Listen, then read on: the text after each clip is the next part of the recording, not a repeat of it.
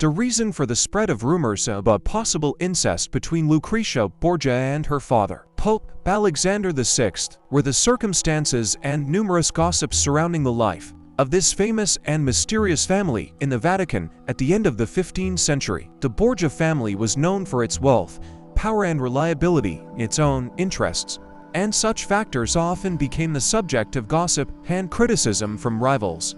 Lucrezia Borgia, one of the daughters of Pope Alexander VI, was known for her beauty and attractiveness. Her father, who was a political and religious leader of the Roman Catholic Church, was known for his passionate, depraved lifestyle. This union of a religious authority and a beautiful daughter at that time could arouse suspicion and disgust among people. In addition, some sources claim that Lucrezia Borgia was close to her father not only emotionally, but also physically. They claim that she was his mistress and that there was an intimate relationship between them. However, it is worth noting that most of the evidence supporting these rumors is based on documents and letters written by opponents of the Borgia family.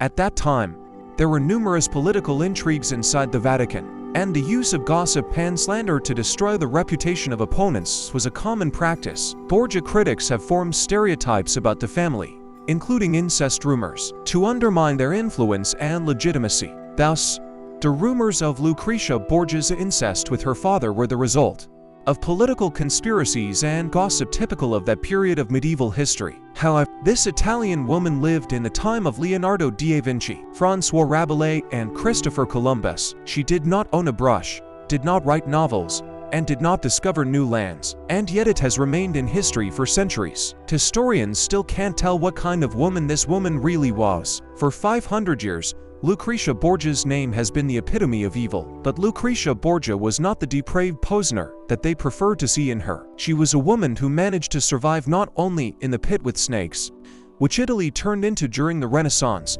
but also in the pit with snakes, which was called her family. And this circumstance made the story of her life even more exciting. Lucrezia was born in 1480. Her father was the all-powerful cardinal and future Pope Rodrigo Borgia, and her mother was his mistress Vanazza de Cautane. The connection with the Borgias brought Lucrezia's mother great dividends. She became a wealthy woman, the owner of inns in the wealthy areas of Rome. Keeping in touch with the cardinal, she married twice. In addition to Lucrezia, she bore Cardinal her two older brothers Cesare and Juan. The future pope had 8 children from different women, but these 3 were beloved children. From the few letters that have survived, it is clear that Lucrezia's mother is a greedy woman and ready to do anything for the sake of her position in society. She had little interest in her own children. The only exception was the eldest son, Cesare, and Lucrezia's mother was very cool. Lucrezia was 12 when her father was elected pope. He took the name Alexander for a reason. His hero was Alexander the Great, and he named his own son Cesare in memory of Caesar, and his daughter Lucrezia in honor of the Roman matron who chose death instead of the shame of rape. Alexander VI was looked upon as the head of the executive branch capable of leading the church through dangerous times. A modern historian recognized his abilities. Alexander VI possessed exceptional cunning and foresight, an amazing ability to convince, and the ability to get out of difficult situations. However, these qualities were overshadowed by vices of obscene behavior, shamelessness, lies, greed and exorbitant ambitions, barbaric cruelty and insatiable voluptuousness. It was not for nothing that he begot so many children. But it must be said about the good deeds of this pontiff. It was Alexander VI who laid down the policy of patronage in the era of the High Renaissance of Italy, which made Rome and the Vatican a real open-air museum. The Pope patronized such geniuses as Michelangelo and Raphael. He also restored and supported the University of Rome. This is where the Pope's good deeds end. Under Alexander VI, the Apostolic Palace of the Vatican turned into a den. The Vatican did not see more monstrous debauchery either before or after Pope Alexander VI.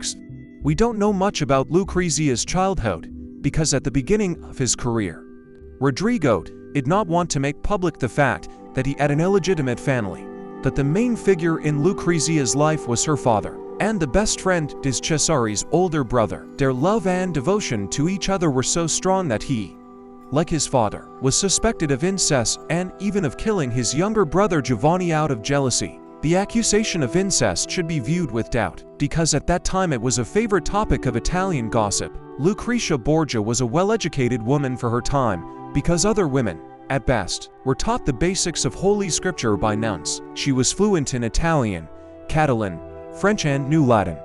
Moreover, she composed poetry in these languages, understood Greek, was trained in the art of eloquence, and was able to maintain an elegant conversation. She loved music, Spanish and Italian poetry, and collected Spanish canzones, works by Dante and Petrarch. As befits a representative of high society, she learned to dance beautifully, so Lucrezia was simply guaranteed success in society, and hardly anyone could have predicted what tragedies all this would turn out to be. The 13-year-old daughter of the head of the Vatican turned into a tasty morsel for all the influential men who surrounded her. And her father was well aware of that. Many people want to get related to Dad's family through his daughter, and he lets them think they have a chance. Even the King of Naples is ready to fight for her hand, said Cardinal Ascanio Sforza. Lucrezia got married 3 times, as an obedient daughter and sister.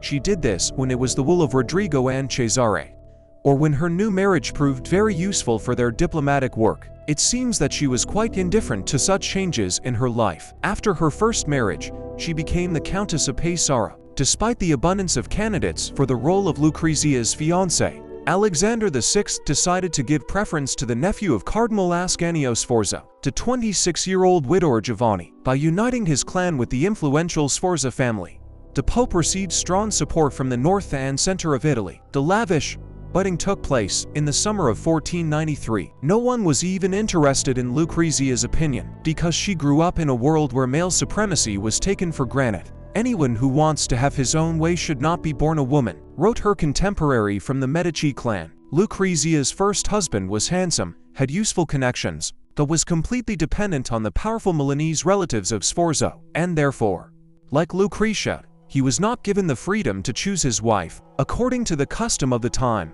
there was no wedding night, as the Pope postponed the official announcement of the wedding, perhaps because of the young age of the bride, or because Lucrezia's previous fiancé also came to Rome to claim his bride. A year later, 14-year-old Lucrezia moved in with her husband. The relationship between the spouses was complicated. When Giovanni was in Rome, Lucrezia lived in Pesaro.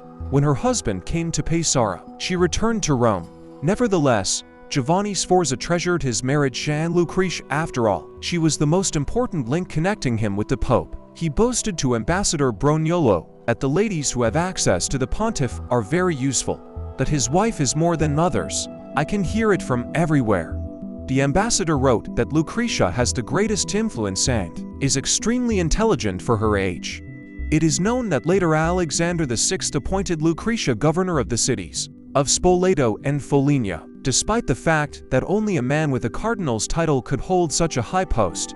However, if historical evidence is to be believed, Lucrezia showed very remarkable abilities at that time. For example, when the enmity between the cities of Terni and Spoleto threatened to turn into a bloody confrontation, she, as a goodwill ambassador, found a way to reconcile the opponents. Obviously, Alexander VI sent his daughter to the rebellious cities for a reason.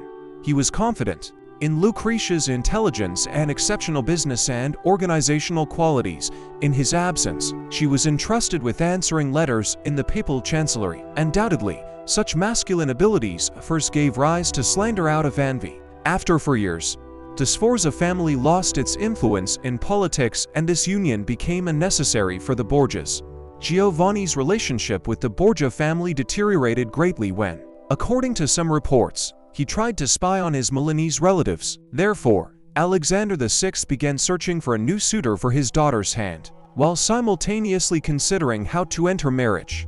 According to a contemporary, Lucrezia managed to warn her husband about the impending attempt on his life, and he managed to escape to his possessions in Pesaro. Alexander VI convinced the Sforza family of the need to agree to a divorce, the reason being her husband's impotence. According to Lucrezia's statement, there had never been a sexual relationship between the couple, which was the only acceptable reason for divorce. Giovanni refused to divorce, claiming that his wife was slandering him. He was offered, so to speak, to demonstrate family relations with his wife in front of witnesses, but he refused. The relatives set a condition for Giovanni: either he accepts Alexander VI's proposals, or they deprive him of their protection. Having no choice, in 1497 Giovanni Sforza returned to Rome to sign documents about his sexual impotence in front of witnesses, and the marriage was officially declared invalid. The humiliated Giovanni was also told that his first deceased wife was pregnant not by him, but by her lover. It was Giovanni Sforza, disgraced throughout Italy by the Borgia family, who began spreading rumors of incest between Lucrezia Borgia and her father. And when his lordship asked if the Pope's statement about his inability to carry out marital duties and that his marriage to Lucrezia was essentially fictitious was true, he categorically objected. This was not the case, because he had regular intimacy with his wife. However, the Pope took Lucrezia away from him in order to use it himself. That's how one of the diplomats described Giovanni's behavior. After Giovanni's statement, rumors of incest began to spread around the world, becoming overgrown with unimaginable details. These statements shattered Borgia's reputation so much that it never recovered. Legend has it that either the Pope or his daughter Lucrezia owned the key, the handle of which ended in an invisible point rubbed with poison. The guest was asked to open the rooms where the works of art were stored with this key. He slightly scratched the skin of his hand, and this was enough for fatal poisoning. In addition to the key, Lucrezia had a needle, inside which was a channel with poison. With this needle, she could kill anyone in a crowd, but there is no mention anywhere that she was caught at least once for this crime.